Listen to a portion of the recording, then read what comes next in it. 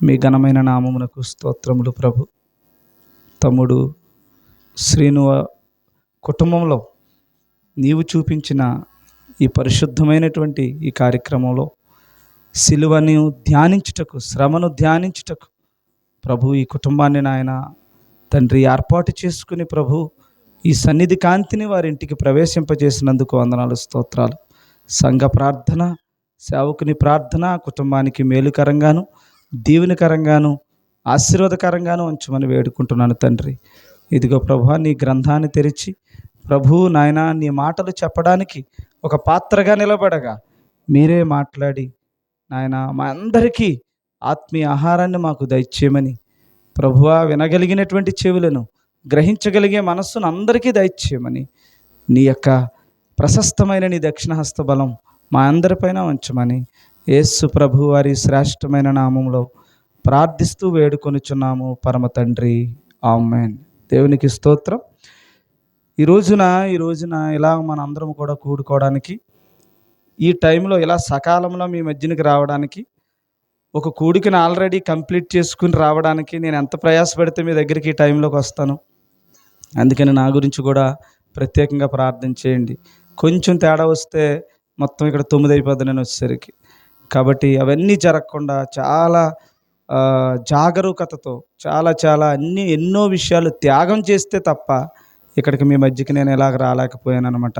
కాబట్టి నా గురించి కూడా, నా కుటుంబం గురించి కూడా మీరందరూ కూడా ప్రార్థన చేయండి. సరే, ఈరోజు పరిశుద్ధ గ్రంథంలో నుంచి ఒక విషయాన్ని మనం నేర్చుకుందాం. ఎప్పుడు కూడా గుర్తుపెట్టుకోండి, మనం ఇద్దరం ఒకలం కాదు. అంటే ఎలాగా ఇద్దరేంటి, ఒకటే కదా అని డౌట్ రావచ్చు. మనం ఇద్దరం, మనకి ఏదైనా రెండే, ఒకటి కాదు. ఇదేదో బాగుందా? మనం ఒకరం కాదు, ఇద్దరం. అంటే ఎలాగా? ఒకటి శరీర సంబంధమైనది, రెండవది ఆత్మ సంబంధమైనది. శ్రమలు ఎన్ని రకాలు అప్పుడు? శరీర సంబంధమైనది, ఆత్మ సంబంధమైనది. భోజనం ఎన్ని రకాలు? శరీర సంబంధమైన అన్నం, ఆత్మ సంబంధమైన అన్నం. ఏమ్మా, ఇంకేదన్నా ఉంటే చూడండి. ఇల్లులు శరీర సంబంధమైన ఇల్లు, ఆత్మ సంబంధమైన ఇల్లు. ఏది తీయండి, ఇంక ఏ విషయమైనా చూసుకోండి.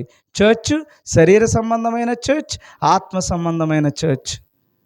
మాట ఆత్మ సంబంధమైన మాట, శరీర సంబంధమైన మాట. చూపు ఆత్మ సంబంధమైన చూపు, శరీర సంబంధమైన చూపు. ఏదైనా రెండు ఉంటుంది మనకి. మొదటి దాంట్లో మనం ఇంపార్టెన్స్ ఇస్తాం, రెండో దాంట్లోకి ఎట్టి పరిస్థితుల్లో కూడా దాన్ని నెరవేర్చుకోమన్నమాట.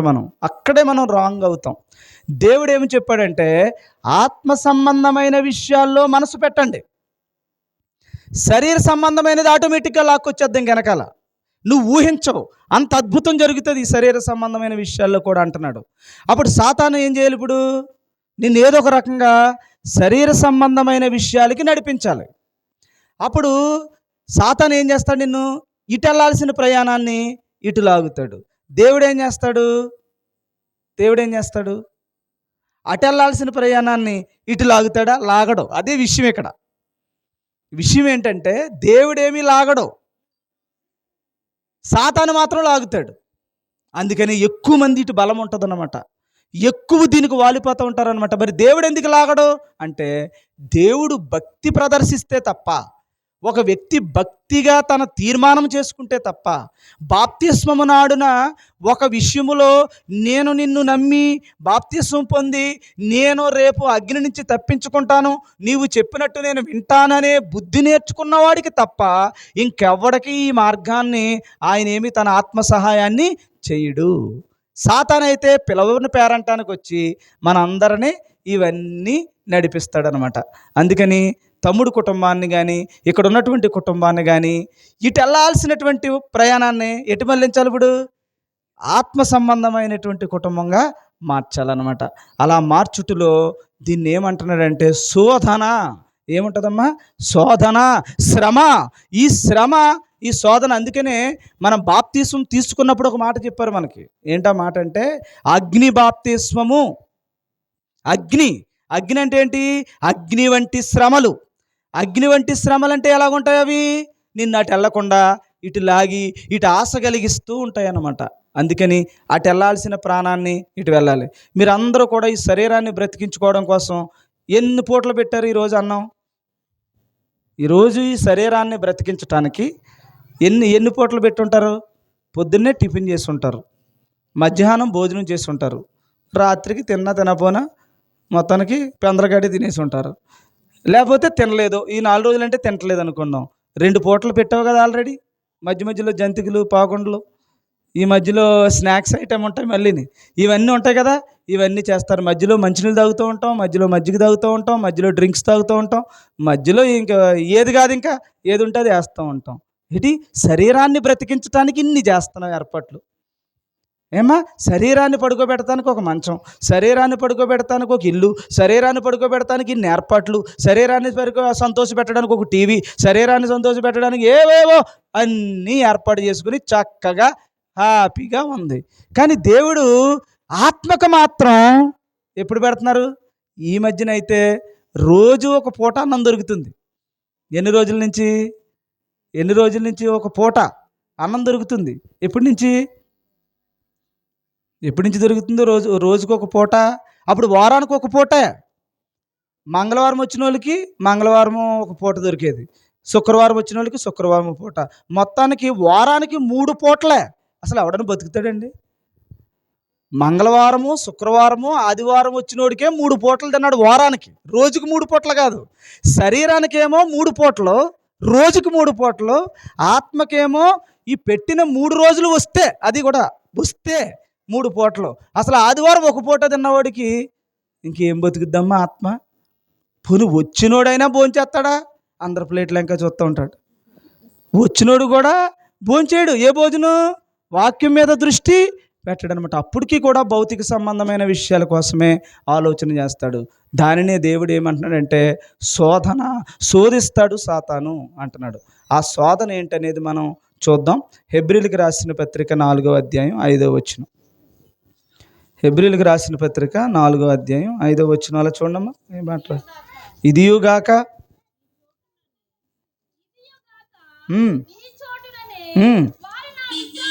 అమ్మ మర్చిపోయాను, ఈరోజు వాక్యం చదవాల్సిన సీనియర్స్ జాలిం ఇందిరి గారు, గంగోత్రి గారు. ఏమ్మా మర్చిపోయాను ఇది ప్రకటించడం. సరే, అందుకని ఇప్పుడు ఏంటమ్మా అందులో ఏముంది? యేసు ప్రభు శ్రమల గురించి ఉంటా చూడమ్మా మాట. అన్ని విషయములలోనూ ఆయన శోధింపబడి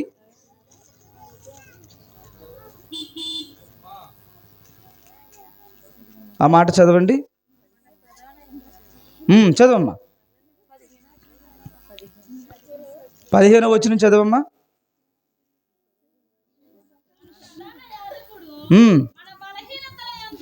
మన బలహీనతల యందు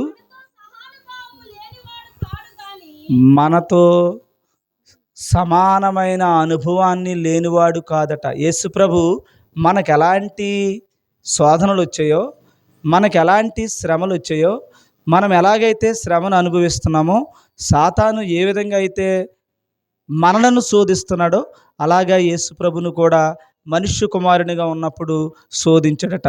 ఎన్ని విషయాల్లో శోధించాడట? సమస్త విషయములలో ఎన్ని విషయాలైతే ఉన్నాయో అన్ని విషయాల యందు యేసు ప్రభువుని శోధించాడట. శోధించాడట. ఇప్పుడు ఆ శోధన నీకుంటుందా? మనందరికీ ఉంటుందమ్మా? ఉంటుంది. ఇంతకీ శోధన అంటే ఏది? ఇప్పుడు ఏది భౌతిక సంబంధమైన అవసరాల కోసం మనం ప్రయత్నం చేస్తున్నామో, ఏది ఆత్మ సంబంధమైన విషయాల కోసం మనం ప్రయత్నం చేయట్లేదో ఇదే శోధన. అంటే సాతాను ఏం చేస్తున్నాడంటే ఇలాగెళ్ళాల్సినటువంటి వాడిని అలాగా నడిపిస్తున్నాడు. అది ఏంటది? శోధన. మీకు ఎగ్జాంపుల్ చెప్పాలంటే యేసు ప్రభువుని ఏమన్నాడు? నువ్వు నాకు నమస్కరించు, ఈ లోకంలో ఉండే భోగభాగ్యాలన్నీ కూడా నేను ఇస్తానన్నాడు. చేశాడా? ఇలాగెళ్ళాల్సిన జీవితాన్ని అలా మారుస్తున్నాడు. అప్పుడు ఏమంటున్నాడు? ఇదిగో ఈ రాళ్లను రొట్టెలుగా చేసుకో అని శోధిస్తున్నాడు. ఆ శోధనకు యేసు ప్రభువు లొంగాడా? లొంగలేదు. లొంగలేదు. అలాగే మనల్ని ఏం చేస్తాడంటే భౌతిక సంబంధమైన, అంటే ఈ శరీరంకి ఏది అవసరమో అవన్నీ మనలను చేయించేలాగా సాతాను ఏం చేస్తాడు? మనలను ప్రేరణ కలిగిస్తాడు. వాటిని మనం జయించటమే శోధనను జయించటం. అర్థమవుతుందా? దేవుడు ఏ ఆజ్ఞలైతే మనకి ఇచ్చాడో దేవుడు ఆ ఆజ్ఞలన్నింటినీ కూడా ఏం చేస్తున్నాడు? మనలను పాటించనివ్వకుండా సాతాను చేస్తూ ఉన్నాడు. అందుకనే బైబిల్ గ్రంథంలో ఏం చెప్పారంటే, జ్ఞానవంతురాలు తన ఇల్లును కట్టుకుంటుంది. జ్ఞానం అంటే ఏది దేవుడు జ్ఞానాన్ని ఇచ్చాడో బైబిల్లో ఆ జ్ఞానాన్ని నేర్చేసుకోవాలి. మనం గుర్తుపెట్టుకోండి, ఏది నేర్చుకుంటావో ఈ లోకంలో అనవసరం, కానీ బైబిల్ గ్రంథాన్ని క్షుణ్ణంగా నేర్చేసుకోవాలి. నేర్చుకునే తర్వాత ఆ జ్ఞానం ప్రకారంగా నడుచుకోవడానికి దేవుని యొక్క సహాయాన్ని మనం అర్థించాలి. యేసు ప్రభువును కూడా అన్ని విషయములలో కూడా సాతాను శోధించాడు. ఇప్పుడు ఈ శోధన ఏం చేస్తుందంటే, లోకం మనకు అడ్డొచ్చి లోకంలో ఉన్న మనలో ఉన్న వాళ్ళే, మన కుటుంబంలో ఉన్నటువంటి వారే మనల్ని ఏం చేస్తారంటే, అది చేయొద్దు, నువ్వు శోధనలకు సంబంధించినంత వరకు నువ్వు జయించడానికి వీల్లేదని ఆటంకి కలిగజేస్తూ ఉంటారనమాట. అది మత్తయి సువార్త 16:21 చెప్తున్నటువంటి మాట అది. అక్కడ యేసు ప్రభువుకి శోధనల కోసం వెళ్తానంటే అక్కడ పేతురు ఆటంకపరుస్తున్నటువంటి సందర్భం కనిపిస్తుంది. అది చదవమ్మా. తాను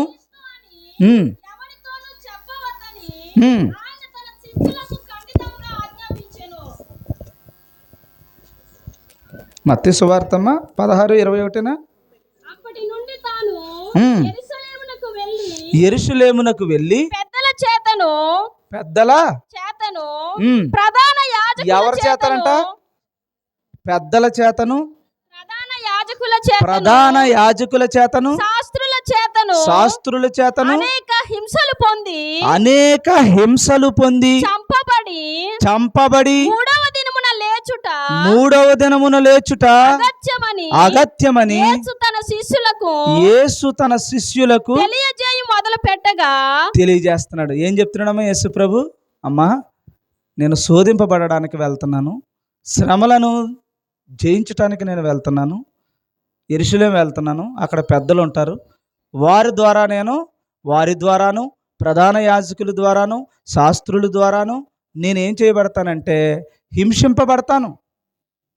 హింసలు వస్తాయి నాకు, అవన్నీ నాకు కలిగి చివరికి వాళ్ళ చేతుల్లోనే నేను చచ్చిపోయి తిరిగి మూడవ దినమున నేను లేచుట అగత్యమని వీరితో చెప్పి నేను బయలుదేరి వెళ్తున్నాను. శ్రమల కోసం, శ్రమలను జయించటానికే నేను వెళ్తున్నాను, శోధనలలోనూ నిలబడడానికి నేను వెళ్తున్నాను.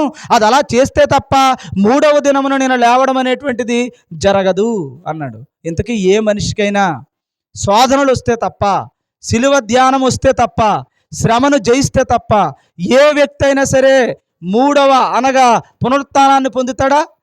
సమాధిలో నుండి మనం తిరిగి లేవగలుగుతామా? మరలా మహిమ శరీరాలను పొందగలుగుతామా? పొందలేము. అందుకని పేతురు గారు అంటున్నారు, ఎట్టి పరిస్థితుల్లోని హింసలోకి వెళ్ళడానికి కానీ, ఎట్టి పరిస్థితుల్లో కష్టపడడానికి కానీ, హింసింపబడడానికి కానీ, చంపబడ్డానికి కానీ వెళ్ళనివ్వనని పేతురు ఏం చేస్తున్నాడు? అక్కడ ఆ మాట చదవమ్మా. పేతురు ఆయన చేయి పట్టుకొని ప్రభువా నీకు దూరమగును గాక ఏమంటున్నాడు? ఇది నీకు దూరమగును గాక అంటున్నాడంట పేతురు గారు. మంచి మాట కాదది ఏమా? మనకైతే మంచి మాటే. ఎవరైనా ఏమని అన్నారనుకోండి, అది నీకు దూరం అవ్వాలి, శ్రమ నీకు పోవాలి. అందుకని చాలామంది సేవకులలో ఈ మాట మీరు చూసే ఉంటారు. ఇప్పుడు శ్రమ మీకు రావాలని నేను ప్రార్థన చేసి, శ్రమ పోవాలని ఇంకొకరు ప్రార్థన చేశారనుకోండి, రెండింటిలో ఏ ప్రార్థన వచ్చింది నీకు? ఇందాక మీకు 2 మాటలు చెప్పాను. ఏమని? ఆత్మ సంబంధమైనది, శరీర సంబంధం, 2 ఉంటాయి. ఈ రెండింటికి 2 పనులు ఉంటాయి కదా. మరి ఒకటేమో శ్రమ అనేటువంటిది రాకూడదని, ఇంకొక దానికి ఇప్పుడు శరీరానికి శ్రమ కావాలనుకుంటావా వద్దనుకుంటావా? మనం ఏమనుకుంటాం? ఈ శరీరానికి శ్రమ కావాలనుకుంటాం. రోజు గిన్నెలు దామాలనుకుంటావా? ఎవడన్నా తోమితే బాగుండు అనిపిస్తుంది. రోజు వంట చేయాలనుకుంటావా? కర్మ, వండుకోవాలనుకుని వండుతావు అంతే. అదే కోడలు వచ్చిందనుకో, కాళ్ళ మీద కాలు వేసేస్తావు. ఎందుకని? కోడలు చేస్తుందేమని. అదే కోడలకి ఇంకొక కోడలు వచ్చిందనుకో, తర్వాత ఆవిడ చేస్తే బాగుండు అనిపిస్తుంది. ఎంతసేపు ఈ శరీరానికి ఇంకొకరు ఎవరన్నా చెయ్యాలని చూస్తూ ఉంటాం. అర్థమవుతుందా? ఇది శరీర సంబంధమైన ఆలోచన విధానం. మరి ఆత్మ అలా ఉండదు. నేను వెళ్ళిపోవాలి అందులోకి అంటది.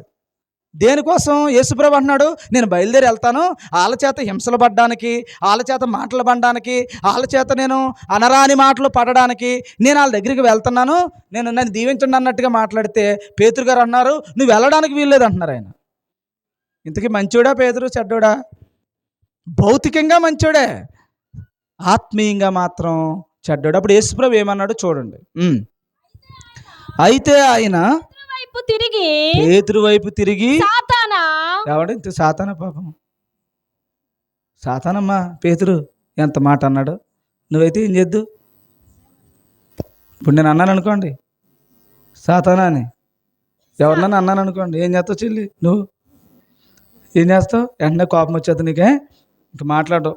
2 రకాల ఆప్షన్స్ ఉంటాయి. ఒకటి పోతాక చూస్తావు, లేకపోతే రెండో ఆప్షను ఎప్పటికీ మాట్లాడు. కోపం వచ్చేది కదా, అరే అన్నయ్య నన్ను ఇలాగ అన్నాడు అనే, ఇది ప్రేమ తప్ప, ఇది దేవుని దీవెన తప్ప ఇంకొకటి లేదని సంతోషించిన నా వైపు ముఖం అలా సంతోషంగా చూడగలవా? చూస్తాక రాదు. అలాగే ఒకవేళ చూసినా పొరపాటుని కోపంగానే చూస్తావు తప్ప నువ్వేమీ సంతోషంగా ఏమీ చూడవు. మరి చాలామంది పాస్టర్ గారులు నీకంతా శ్రమలు పోవాలి, నువ్వంతా దీవెన రావాలి, నీకంతా కలిసి రావాలి అంటే ఇప్పుడు ఏం చేస్తున్నారో ఒకసారి ఆలోచించేయండి. నేను ఎందుకు నచ్చుతలేదో మీకు అర్థమవుతుంది. అప్పుడు అర్థమవుతుందమ్మా. యేసుప్రభు పేతురుని ఏమన్నాడు? నేను శ్రమల కోసం వెళ్తున్నాను అంటే పేతురు గారు ఏమన్నారు? నువ్వు వెళ్ళొద్దు బాబోయ్ అన్నాడు అనమాట. అప్పుడు యేసుప్రభు వెనక్కి తిరిగి అన్నాడు, సాతానా అన్నాడు. పేతురా సాతానా? చెప్పండమ్మా. అప్పుడు మీ ఏ పాస్టర్ గారైనా సరే, శ్రమలు నీకు దూరమవును గాక, దేవుడు నీకు ఆశీర్వాదాలు ఇచ్చుగాక అన్నాడంటే మీరేమనాలి? అప్పుడు లేచి సాతానా వెనక్కి పో అనాలి.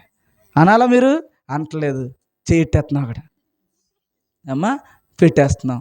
ఇప్పుడు నా మాట నచ్చుతుందా మీకు? ఎందుకు ఇలా చెప్తున్నాడని అర్థమవుతుందా?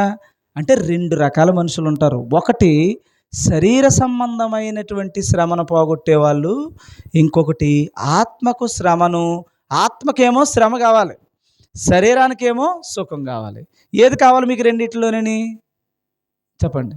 రెండే దారులు, ప్రతిదానికి 2 కదా. ఇందులో 2 ఆటలు నడపాలి నువ్వు బండి. ఒకటి శరీరము, 2 అందుకని మీకు ముందు చెప్పాను నేను, రోమీలకు రాసిన పత్రిక 8:7 ఏమని చెప్పాను? శరీరానుసారులు శరీర సంబంధమైన విషయముల మీద మనస్సు పెట్టుదురు, ఆత్మానుసారులు ఆత్మ సంబంధమైన విషయముల మీద మనసు పెడుదురు. మీరు ఇక్కడికి వచ్చిన వారు అందరూ దేని మీద మనసు పెట్టుదురు? అందులో లేదు అది. ఇప్పుడు 3వ మాట ఏమ్మా, ఇక్కడికి వచ్చిన మీరు అందరూ దేని మీద మనసు పెట్టుదురు చెప్పండి. కొంతమందికి అయితే శ్రమకాలం లేదంట, అసలు గొడవ లేదు, ఇంకా సిలువను ధ్యానించటం లేదు, అంటే శ్రమను ధ్యానించటం లేదు. శ్రమ వద్దు అసలు, మాకు అస్సలు ఆ మాటే వద్దు, అంత కామ్, గొడవ లేదు, ఇంకా వాళ్ళ జీవితం ఇంకా అయిపోయిందంటే. రెండోది ఏంటి? ఇంకా మనం 2 కలిపి కొట్టేస్తున్నాం, ఇటు శరీరం ఇటు ఆత్మ. ఇప్పుడు మనం దేనికి మొగ్గాలి? శరీర సుఖం ఇస్తాడో ఎవడో దేవుడు? ఇస్తాడో ఎవడో ఆయన కుదిరేయండి. అది మొదటిది ఏది? ఆత్మ. ఇప్పుడు యెజబెలు స్త్రీ ఒక భక్తుడిని తరుముకుంటూ వచ్చింది, అంటే ఆయన సైన్యం తరుముకుంటూ వచ్చింది. కష్టమా సుఖమా? అదే యేసుప్రభు కూడా లేకపోతే ఎక్కడుందుడు? డాబాలో కూర్చుని మజ్జిగ తాగుతూ ఆరారుగా మీకులాగా ఏది ఉంటే తింటూ చక్కగా ఉండేవాడు. యేసుప్రభుని ఒప్పుకుని యేసే క్రీస్తని, దేవుడే గొప్పవాడని ఒప్పుకున్నందుకేనా బాధ అంతానే? ఎక్కడికి పరిగెట్టాడు? ఇల్లు కుటుంబాన్ని అంతటిని విడిచిపెట్టి లోపల అడవిలోకి పరిగెట్టాడు. అప్పుడు ఆ చెట్టు కిందకి వెళ్ళిన తర్వాత యేసుప్రభు తండ్రి అయిన దేవుడు ఏం చెప్పాడు? దేవదూతలు ఏం చెప్పారు? చక్కగా నిద్ర ఇచ్చారు, పడుకున్నాడా లేదా? సుఖం ఇచ్చాడా? శరీరానికి ఇచ్చాడా? సుఖం ఇచ్చాడు. తర్వాత శరీరానికి అన్నం పెట్టాడా? మళ్ళీ పైగా అప్పడం కూడా పెట్టాడంట. ఏమా అప్పుడు అప్పడం ఫేమస్ అనుకుంటా. ఇప్పుడేంటి ఫేమస్? భోజనాల్లో ఏది ఫేమస్ ఇప్పుడు మీకు? ఒక్కొక్క కాలంలోనూ ఒక్కొక్కటి ఉంటుంది కదా ఐటెం. ఇప్పుడు ఏంటి తమ్ముడు భోజనాల్లో మంచి ఫేమస్ ఐటెం? మటను, చికెను, రొయ్య, ఏమ్మా పంది మాంసం ఇలాంటివి ఏమైనా ఉన్నాయా? ఆ, అమ్మ అంటే ఎవరు మాట్లాడకుండా ఉంటే తింటున్నారేమో అనుకున్నాను, ఎందుకంటే ఆ ఊరి చివరి కనపడుతుంటుంది నాకు. అందుకని ఏమోలే ఏది తింటే ఎట్లండి, ఏదోటి ఎవడికి ఇష్టం వచ్చింది తింటాడు, దాని గురించి ఏం లేదు, దాంట్లో చిచ్చి అంతాకేం లేదు, ఎందులోనైనా చిచ్చులే ఉన్నాయి. కాబట్టి ఇప్పుడు ఏమవుతుంది, ఇప్పుడు మనకి చెప్తున్నాను శరీరానికి ఏది చెప్పాను మీకు. అప్పుడు శరీరానికి ఏం చేశాడు, అప్పము, చక్కగా భోజనము, చక్కగా టైంకి నిద్ర, లేపి మళ్ళీ భోజనం పెట్టి మళ్ళీ పడుకోమన్నాడు. చక్కగా చూసాడా లేదా శారీరకంగానే, చూసి తర్వాత మళ్ళీ ఆత్మ విషయమై ఇక్కడి నుంచి అక్కడ దాకా 40 రోజులు నాడు అన్నాడు. ఏమో కష్టం పెట్టాడా, కష్టం పెట్టాడు. దేవుడు శరీర సంబంధమైన సుఖాంతో పాటు, నీకు నిద్రతో పాటు, ఆరోగ్యంతో పాటు, భోజనంతో పాటు, ఇళ్ళుతో పాటు, నీకు ఏ ఆస్తిపాస్తులతో పాటు అన్నీ ఇస్తూనే నీవు నీ దృష్టి అంతా దేని మీద ఉండాలి, ఆత్మ సంబంధమైనటువంటి శ్రమలను ఎలా జయించాలన్న దాని మీద ఉండాలి. యేసు ప్రభు దగ్గరికి శ్రమలు వచ్చాయా, శ్రమల దగ్గరికి యేసు ప్రభు వెళ్ళాడా? వాళ్ళు ఏమనుకుంటున్నారు, నేను శ్రమ పెడుతున్నానని, ఇంతకీ వచ్చి శ్రమ పెట్టన్నాడు ఆయన. ఆ విషయం తెలితే వాళ్ళు అందరూ ఆత్మహత్య చేసుకుంటారు కదా. ఇప్పుడు మనం శ్రమ దగ్గరికి వెళ్తున్నాం, శ్రమ మనకు ఎవడు పెట్టజాలడు. యేసు ప్రభు మీద ఎవడు శ్రమ పెట్టలేడు, క్రైస్తవుడి మీద ఇంకెవడు శ్రమ పెట్టలేడు. ఒకవేళ శ్రమ పెట్టాల్సి వస్తే పరలోకంలో ఓపెన్ చేస్తే తప్ప ఆ టైంకి ఆ శ్రమ నీకు జరగదు. ఇది మేలు కోసం జరిగేది, ఇది పరలోకం కోసం జరిగేది తప్ప నీ జీవితాన్ని కష్టపెట్టాలనే దేవుని ఉద్దేశమేమీ కాదు. అప్పుడు సాతాను ఏమన్నాడంటే, సాతాను కాదు పేతురు ఏమన్నాడంటే, ప్రభు నువ్వు అక్కడికి వెళ్ళొద్దు, నువ్వు వెళ్ళొద్దు, అసలు శ్రమలోకి వెళ్ళొద్దు, నువ్వు సుఖంగా ఉండు అనబోయేసరికి పేతురుని అన్నాడు యేసు ప్రభు, సాతానా అన్నాడు. ఇంతకీ ఎప్పుడైనా దైవ కార్యాలు పాడు చేయొచ్చా, దేవుని పనులు పాడు చేయొచ్చా? ఇప్పుడు మీరు అందరికీ నచ్చే మాట ఒకటి చెప్తున్నాను, ముగించేస్తున్నాను అనగానే ఎలా ఉంటుంది మీకు? హాయిగా ఇంటికి వెళ్ళి పడుకోపోయినా పర్లేదు, మీకు ఇంటికి వెళ్ళిపోయి ఇక్కడ ఉన్నంత వరకు ఏమనిపిస్తుంది, వెళ్ళలేదే అనిపిస్తుంది. నిజానికి అక్కడికి వెళ్ళాక మాత్రం టపేలమని పడుకుంటావా? పడుకో. అలా లైట్ వేసే ఉంటుంది, టీవీ ఆడుతూనే ఉంటుంది. ఇంటికాడి గొడవ ఉండదు, ఇక్కడ ఉన్నప్పుడు మాత్రమే టకెళ్ళమని వెళ్ళిపోవాలి. ఇక్కడి నుంచి అలాగే వెళ్ళిపోయి అరుగు మీద కూర్చున్నా బాధ రాదు, ఇక్కడ ఉంటేనే బాధ వస్తుంది. ఎవడు బాధ పెడుతున్నాడు, అప్పుడు ఆ బాధని ఎవరు ఎంకరేజ్ చేస్తున్నారో అప్పుడు వాళ్ళు కూడా ఏం చేసినట్టు ఇందులో పాలివారు అయిపోతారనమాట. సేమ్ పేతురు ఇప్పుడు ఏం చెప్పాడు, శ్రమ వద్దని ఆటంకపరుస్తున్నాడు. అప్పుడు అన్నాడు, సాతానా వెనక్కెళ్ళు అన్నాడు అనమాట. ఎవరిని చూసి? పేతురుని చూసి అన్నాడు. పేతురు ఎంత బాధపడాలి పాపం. అంటే పేతురు ద్వారా ఎవరు మాట్లాడిస్తున్నారు, సాతాను మాట్లాడిస్తున్నాడు అనమాట. నా వెనక్కి వెళ్ళు అన్నాడు. అలాగే మనల్ని కూడా శ్రమలు తీసేయడానికి చాలామంది ప్రయత్నం చేస్తూ ఉంటారు. ఇదిగో ఇందులో ఈ శ్రమ ఉంటుంది, అది లేకుండా దేవా దీవించేయి, వీడికి శ్రమ వద్దు అన్న శ్రమలు తీసేస్తాక చూస్తున్నారండి. అలాగే ఎప్పుడు కూడా శ్రమ కొరకు భరించే శక్తినిమ్మమని, వారిని ధన్యులుగా మార్చమని, పరిశుద్ధులుగా మార్చమని, శ్రమలలో ధ్యానించే గుణాన్ని ఇవ్వమని ప్రార్థన చేసి సాధనలను జయించుకుంటూ ముందుకెళ్ళాలి. కానీ యోధుడిలాగా తెల్ల జెండా చూపించి వెనక్కి పారిపోయే సైనికుల్లాగా ఉండకూడదు. మనం క్రైస్తవుడు అంటేనే పోరాట యోధుడు అని అర్థం. అసలు మన పేర్లు ఏంటో తెలుసా మీకు? పరాక్రమశాలి, యోధుడు, సైనికుడు. మన పేర్లు అయ్యానమ్మా, అయ్యి. మనం ఏం చేస్తున్నాం, నేను రాను, యుద్ధం అంటే నేను ముందే పారిపోతానంటే నువ్వెవరివి? అందుకనే ప్రకటన గ్రంథంలో రాశాడమ్మా, పిరికివారు పరలోక రాజ్యంలో, మీకు తెలిసిపోతుందన్నీ, అయినా సరే పిరికి పనులే చేస్తున్నారనమాట. సరే, ఇలా చెప్తూ మత్తయి సువార్త 13వ అధ్యాయంలో ఒక మాట చెప్పి నేను ముగిస్తాను. మత్తయి సువార్త 13వ అధ్యాయం 41వ వచనం తీయమ్మా. దూతలకు పంపడానికి ముందు ఏం జరిగింది? 38 25 నుంచి వచ్చేయండి, 25 నుంచి చదవండి. అది మనుషులు నిద్రించుచుండగా అప్పుడు మనలోకట అందరూ పడుకుని ఉన్నారట. ఎవరమ్మా? ఇప్పుడు మీరు వెళ్ళి పడుకుంటారా? పడుకుంటామంటే ఇప్పుడు వెళ్ళి పడుకుంటారా, పడుకోరా? ఇదేటమ్మా, పడుకుంటారు లేదా? క్లారిటీ లేదా? పడుకుంటారు. ఇప్పుడు ఇంటికి వెళ్ళి ఒకసేపు పడుకుంటారు కదా. పడుకున్న తర్వాత మీకు ఒక అపాయం జరుగుతుంది అని ఉంది అక్కడ మీకు అలాగే అర్థమవుద్ది. కానీ అది కాదు అర్థం.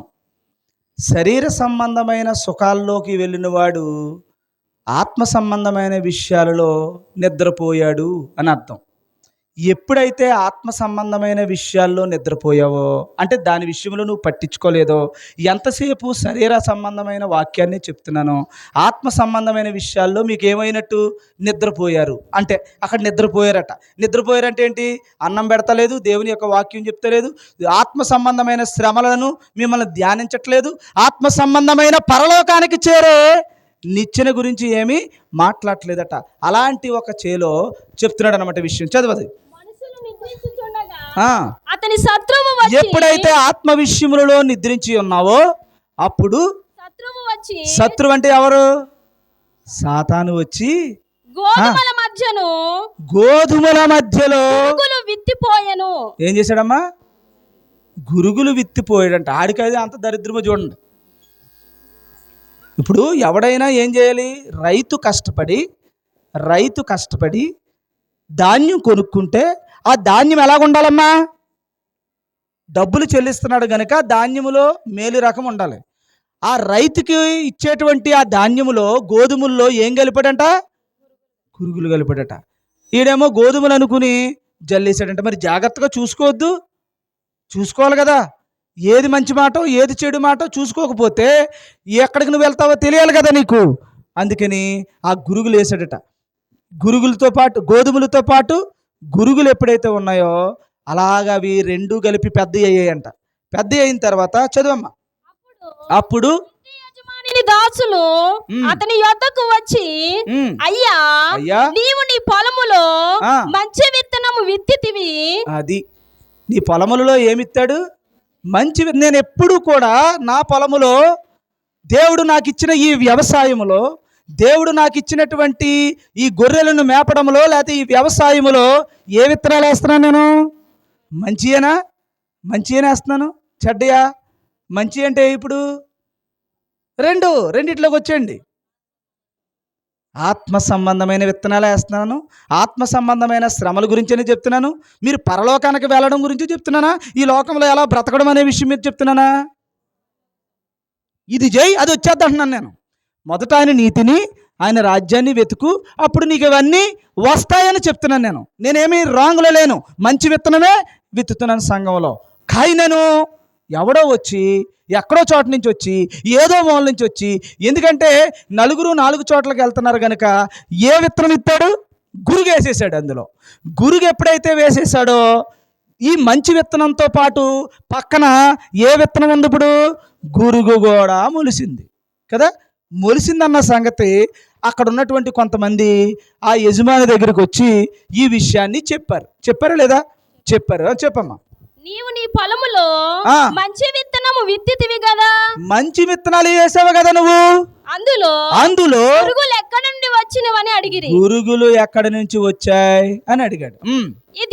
ఇది శత్రువు చేసిన పని అని, ఇది శత్రువులు చేసిన పని అని అతను వారితో చెప్పగా ఆ దాసులు అన్నారు, మేము వెళ్ళి వాటిని తీసి పడేయమంటారా యజమాని గారు అని అడిగారు.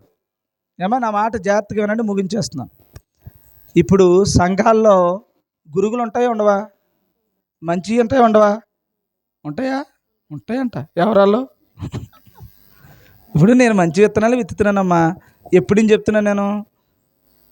చెప్తున్నాను? నాకు 2005 నుంచి మొదలెట్టినా 2010 నుంచి ఇంచుమించుగా ఇదే విత్తనాలు వేస్తున్నాను. ఎన్ని మొలకెత్తాయి? మంచి విత్తనాల కంటే గురుగులు బాగా దిట్టంగా మొలుస్తున్నాయి కదా. ఎందుకంటే ప్రాణం తోడేస్తున్నారు, లేకపోతే ఇంత అవసరం ఏం లేదు నాకు. ఎందుకని? ఎంత చేసినా శరీరానికి వంగుతుంది ఈ జీవితం. అప్పుడు నేను అంటలేదని మీరు ఎక్కడికి జారుతున్నారు? నెమ్మదిగా నీడకి జాగేస్తున్నాను. జామ నీడకి వెళ్ళేవేటన్నాం అనుకోండి, కోపం వచ్చేస్తుంది మీకు. అప్పుడు ఏం చేయాలి? నీడకి వెళ్ళావు కానమ్మా, ఒక్కొక్కసారి ఎండలోకి కూడా రామ్మా, విటమిన్ డి వస్తుంది అంటే, విటమిన్ డి వస్తుందా? వస్తుంది అక్కడనే అని అప్పుడు కొంచెం ఇలాగ వస్తున్నాం. అలాగ అప్పటి నుంచి మీకు డి కోసం అనేక రకాలుగా ఇలా నడిపిస్తున్నాను. అయినా అప్పుడప్పుడు వీలైనప్పుడు అలాగ మళ్ళీ మేము నీడకి జారేస్తున్నాం. ఇప్పుడు ఇవన్నీ నీడకు జారేవన్నిటిని ఏమంటున్నాడు? గురుగులు అంటున్నాడు. అప్పుడు యజమాని వచ్చాడు, అప్పుడు పనులు వచ్చన్నారు, తీసి అవతల పడేస్తామండి, మీరు ఆర్డర్ ఇవ్వండి చాలు, తీసి అవతల పడేస్తామన్నాడు. అప్పుడు యజమాని అన్నాడు, ఎవరిని ఏమనొద్దు, చూడండి, నేను కూడా ఎవరిని ఏమని అంటున్నానా? ఏ గురువునన్నాను? ఏమైనా అంటాను చూసారు ఎప్పుడైనా? ఎవరినైనా ఏమన్నా ఎప్పుడైనా రుచికొండలు ఎప్పుడైనా ఎవరినైనా ఏమన్నా అన్నానా? వాక్యములో ఇది ఉందని చెప్తుంది తప్ప నేను ఎప్పుడైనా ఏ వ్యక్తి మీదైనా ఇప్పటికీ 2010 అంటే ఇది 2025 అంటే 15 సంవత్సరాల నా సేవా జీవితంలో ఎప్పుడైనా ఎవరినైనా ఏమైనా అన్నానా? వాక్యం విషయం తప్ప పర్టికులర్గా ఎవరినైనా ఏమన్నా అన్నానా? అన్నాననే సాక్ష్యం ఏమైనా ఉందా? మొహమాటం కాదు, నిజం చెప్పండి. నేనేమీ అనలేదు, అనను కూడా. అక్కడ యజమాని అన్నాడా? నేను మంచి విత్తనాలే విత్తుతున్నాను, కానీ గురుగులు వచ్చాయి. గురుగులు ఎప్పుడు కూడా ఎలాగుంటాయంటే చెప్పిన మాటకి విరుద్ధంగానే ఉంటాయి. అప్పుడు అన్నారు, వాటి జోలికి నువ్వు వెళ్ళొద్దు. ఎందుకు వెళ్ళొద్దు? చదువమ్మా. అందుకతడు వద్దు, గురుగులను పెరుగుచుండగా వాటితో కూడా ఒకవేళ గోధుమలను ఒకవేళ మంచోడికి కూడా హాని జరుగుతుంది. హాని ఎలా జరుగుతుందమ్మా? నాకు తెలిసి మీరు ఎంతోమంది వ్యవసాయం చేసిన వాళ్ళు ఉంటారు. మీకు మామూలు దుబ్బు కంటే వ్యవసాయంలో ఈ దుబ్బు మాలి పెద్దగా ఉంటుంది. చూసారు తమ్ముడు ఎప్పుడన్నా? వ్యవసాయం నేను చూశాను. వ్యవసాయం చేసినప్పుడు మీరు కలుపు కది వెళ్తే తెలుస్తుంది మీకు. దీనికంటే ముందు పైన నిలిచేస్తుంది అది. ఈ మామూలుదేమో ఇక్కడ ఇంతే ఉంటుంది. ఈ పక్కది దుబ్బు మాత్రం 3 దుబ్బులు గేద్ది కింద. దీన్ని లాగితే మొత్తం ఆ పక్కన ఉన్నాయన్నీ కూడా ప్రాబ్లం అవుతుంది దుబ్బు పెరిగితే. ఇది పెరిగాక చూశారు, తీరా చూస్తే రెండిట్లతో పాటు పెరిగిపోయాయి. ఇది లాగితే ఈ దుబ్బులతో పాటు అది పెన వేసుకుని ఉంది. పెన వేసుకుని ఉంటే ఈ దుబ్బు లాగితే అది ఏమవుద్ది? పక్క దుబ్బుకి చచ్చిపోద్ది అనమాట. అది ఎర్రగా అయిపోద్ది ఆ పక్కన ఉన్న దుబ్బు. లాగొద్దు, అలాగే ఉండయి అని చెప్పాడు. ఇప్పుడు మరి సంఘంలో దుబ్బు అయితే ఏమవుద్ది చెప్పండి? ఏమవుద్ది? సంఘంలో ఉన్న ఒక దుబ్బుని లాగాను అనుకుందాం, సంఘంలో ఉండే పైన ఉన్నటువంటి గురుగును లాగాను అనుకుందాం, ఊరికే లాగుదాం అనుకున్నాం. ఫర్ ఎగ్జాంపుల్ ఇప్పుడు ఎవరినన్నాం, ఎవరు అన్నది తెలుస్తలేదు నాకు. ఎవరో ఏమనుకోకండి, మరి గురువు అన్నారు అని అనుకోకండి. నేను ఏదో ఎగ్జాంపుల్ చెప్తున్నాను. నేనంటే ఇక్కడ ఎవరు లేరు కదా మరి నాకు చెప్పుకోవడానికి. ఏమో మానసకి ఇద్దాం అవకాశం. ఇప్పుడు మానస గురుగు అనుకుందాం. ఏమా ఇప్పుడు మానసాన్ని గురుగయ్యి నేను అనుకున్నాను, ఈవిడ వల్ల ఆ పక్కనున్న దుబ్బులన్నిటికీ నష్టం వస్తుందని నేను ఈవిడిని గద్దించి పక్కకి, అమ్మ నువ్వేమి రాక రేపు నుంచి నీ పద్ధతి ఏం బాగోలేదు మార్చుకో అని చెప్పాను అనుకుందాం. ఇప్పుడు ఆ ఎఫెక్ట్ ఎంతమంది మీద ఉంటుంది? నీ ఫ్రెండ్స్ ఎవరు ఇక్కడ? ఊరికే ప్రస్తుతానికి నీ ఫ్రెండ్స్ ఎవరు ఇక్కడ ఈ సరౌండింగ్లో? నెమ్మదిగా చూసా ఎంత మాట అన్నాడని శిరీషని రానివ్వకుండా చేస్తుంది, వాళ్ళ అమ్మగారిని రానివ్వకుండా చేస్తుంది, వాళ్ళ అన్నయ్యని రానివ్వకుండా చేస్తుంది. మొత్తానికి ఇప్పుడు ఈ ఊరిలో నీ జీవితంలో నీకంటూ 10 మంది ఉండరా? నీకు నువ్వు అవునంటే అవును కాదంటే కాదని నీకు సపోర్ట్ చేసిన వాళ్ళు కనీసం 10 మంది ఉండరా ఒక్కొక్కడికని? ఇప్పుడు అన్ని గురుగులు లాగెత్తి 10 × 10 అన్నీ 20 × 20 అన్నీ ఎన్ని దుబ్బులు పోతాయి? ఇదే దుబ్బు వల్ల ప్రాబ్లం ఎవరితో? నాకు మానసతోనే ప్రాబ్లం. వాళ్ళ అమ్మగారితో ప్రాబ్లం లేదు, వాళ్ళ అన్నితో ప్రాబ్లం లేదు, సిరీసతో ప్రాబ్లం లేదు, తన అనుకున్నటువంటి అననాయులతో ఎవరితోనూ ప్రాబ్లం లేదు. ఈ దుబ్బు లాగుదాం అనుకున్నాను నేను. ఆ దుబ్బులు గడ్డి వస్తుందని ఈ దుబ్బు రాగాననుకుంటే ఎన్ని దుబ్బులు లాగేస్తుంది? అందుకని ఆ దుబ్బు అలా ఉంచు అన్నాడు అన్నమాట. అర్థమవుతుందా? అందుకని ఎవరిని పల్లెత్తు మాట అనకుండా ఈ దుబ్బులతో పాటు వాటిని కూడా యూరియా పిండి, మేకల పెంట, ఇంకా పెంట, అడ్డమైన ఏదో ఒకటి వేసి ఏం చేస్తున్నాం? మంచి విత్తనాన్నే వేస్తున్నాం. దీనికంటే ఎక్కువ పెరుగుతుంది, ఆయనను లాగుతలేదు ఆ దుబ్బుని. ఎందుకనంటే పక్కనున్న దుబ్బులు సఫర్ అవ్వకూడదు, అవి పాడవకూడదు. అప్పుడు కోతంత కాలం వచ్చిన తర్వాత చివరికి ఏమవుతుందంటే పంటకు చేతికి వచ్చిన తర్వాత దేవదూతలు ఏమో కోత కోస్తాయంట. కోసిన గింజలన్నీ దేవుని రాజ్యంలోకి వెళ్తాయట. ఈ చెత్త చెదారమంతా కూడా అగ్నిలో వేసి కాల్చివేస్తానని దేవుడు చెప్తున్నాడు. అందుకని ఎవరిని మనం ఏమనొద్దు. ఈ దుబ్బు కూడా మారాలని మనందరం కూడా ఏం చేయాలి? ప్రార్థన చెయ్యాలి. ఎవరిని ఒక్క మాట అయినను అనకండి, కానీ చేసే పనులు మాత్రం గురుగు పనులని మనకు అర్థమవుతాయి. అర్థమైనా కూడా గురుగు పని అంటే ఏముంటుంది? ఇంకా శరీర సంబంధమైనటువంటి అవసరాల కోసమే ఈ భక్తిని ఉపయోగించుకుంటాము తప్ప ఆత్మ సంబంధమైన విషయాలలో పరలోకం చేరాలన్న జ్ఞానం మనకి ఉండదు. ఇప్పుడు మీరు బతకాలంటే ఎన్ని పూటలు తినాలన్నాం? మనిషి బ్రతకాలంటే ఎన్ని పూటలు తినాలి? అదేటమ్మా, మీరు తిన్న వాళ్ళకి ఎన్ని తింటే మీరు కంఫర్ట్గా ఉంటారు? లేకపోతే నీరసం వచ్చేది కదా. టిఫిన్ నేను ఉన్నాను అనుకోండి, మార్నింగ్ టిఫిన్ చేయను, ఒక్కొక్కసారి మ్యాక్సిమం చేయను. ఎప్పుడైనా ఎక్కడైనా తప్పని పరిస్థితుల్లో నన్ను ఎత్తి మీద ఎడితే తప్ప నేను మార్నింగ్ టిఫిన్ చేయను మ్యాక్సిమం. అంటే పూట లేదు నాకు, ఇంకా 2 పూటలు. అప్పుడు ఏం చేస్తానంటే, ఇది కావాలని ఏం చేస్తానంటే ఒక్కొక్కసారి 11 నుంచి 12కి 12 తిన్నామంటే మళ్ళీ ఎప్పుడు తినేయాలి? 12కి తిన్నామనుకో, ఎన్ని తినేయాలి? 6, 7 అయ్యేసరికి మళ్ళీ తినేయాలి. అప్పుడు ఈ 12ని ఏం చేస్తానంటే ఎంత ఓపు కడతానో 12 1 గంట చేస్తాను, 1 గంట 2 చేస్తాను, 3 దాకా చేసి ఈరోజు 4కి తిన్నాను నేను. తెలుసా మీకు? 4కి భోంచేశాను. 4కి భోంచేస్తే ఇప్పుడు తిని పని ఉంది. ఇంకా ఎన్ని పూటలు తిన్నాను నేను శరీరానికి? ఏమ్మా, 1 పూట తిన్నాను. ఏమ్మా, 1 పూట తిన్నాను, కొన్ని మంచిలు తాగుతున్నాను, నాకేమి కంఫర్ట్గా ఉన్నాను. ఏమో అక్కడ వాకింగ్ చెప్పి వచ్చాను, పొద్దుట ఇంకొక చోటుకి వెళ్ళాను. ఏమో నేను ఇంటికి వచ్చేసరికి 4 అయింది. చక్కగా ఏదో ఎన్ని పూటలు, అక్కడో పూట, అక్కడో పూట, పొద్దున్నో బైబిలో పూట, ఇప్పుడో పూట, బాలారమో పూట. ఏమా ఎన్ని పూటలు? అవన్నీ కాకుండా మళ్ళీ నేను చెప్పినటువంటి నేను యూట్యూబ్లో నా వాక్యాలు ఏం చెప్తున్నారని ఎలాగుంటుందని మళ్ళీ అదొకటి వినుకుంటూ వస్తాను, మళ్ళీ వాకింగ్ చెప్పుకుంటూ వస్తాను. ఎన్ని పూటలు తినేస్తున్నాను నేను? ఈ ఆత్మను రక్షించుకోవడానికి ఎన్ని పూటలు ఉంటుంది? మ్యాక్సిమం 3-4 పూటలన్నా నేను బలంగా నా ఆత్మను సిద్ధపాటు చేసుకుంటున్నాను. ఆత్మను సిద్ధపాటు చేసుకుని పరలోకానికి వెళ్ళడానికి ప్రతి శోధన, యేసు ప్రభుకి ఎన్ని విషయములలో శోధనలు వచ్చాయో క్రైస్తవుడికి అన్ని విషయములలోనూ శోధనలు వచ్చినప్పుడు ఆ శోధన ఏ రూపంలో వచ్చినా దాని దగ్గర మనం ఏం చేయాలమ్మా? సహించుకుంటూ ముందుకు వెళితే అప్పుడు పరలోకం అనేటువంటి నిత్యత్వాన్ని దేవుడు మనకిస్తాడన్నది కదా విషయం.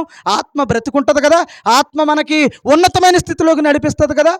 ఆత్మానుసారులు ఆత్మ విషయమై మనసును పెడతారు కదా. నేను అలాగ ఉంటున్నాను కదా, నాతో పాటు ఎంతమంది ఉంటున్నారు అలాగా? పొద్దుట, మధ్యాహ్నం, సాయంత్రం 3 దానియేలు ప్రార్థన చేశాడు. భక్తులు 7 మార్లు ప్రార్థన చేశారు. అనేకమైనటువంటి గ్రంథాన్ని చదివారు. కొంతమంది భక్తులు దివారాత్రములు దేవుని యొక్క వాక్యాన్ని ధ్యానం చేశారు. మరి మీరెన్ని మార్లు చేస్తున్నారు? కాబట్టి ఆత్మ విషయమే మనం ఎలా ఉండాలమ్మా? బలమైన ఆహారము, పచ్చిక గల చోట్ల, శాంతికరమైన జలముల యొద్ద మన యొక్క ప్రాణాన్ని, మన ఆత్మను భుజింప చేయాలి. కాబట్టి మన అందరము కూడా దేనికోసం ఇంపార్టెన్స్ ఇవ్వాలి? ఆత్మ సంబంధమైన విషయాలు. లేకపోతే నువ్వేమైపోయే ప్రమాదం ఉంది? గురుగైపోయే ప్రమాదం ఉంది. గురుగా అవ్వకండి. ఆత్మ సంబంధమైన విషయాల్లో దేవునికి ఇష్టంగా బ్రతకండి. అప్పుడు శరీర సంబంధమైన విషయాల్లో ఏమిస్తాడు నీకు?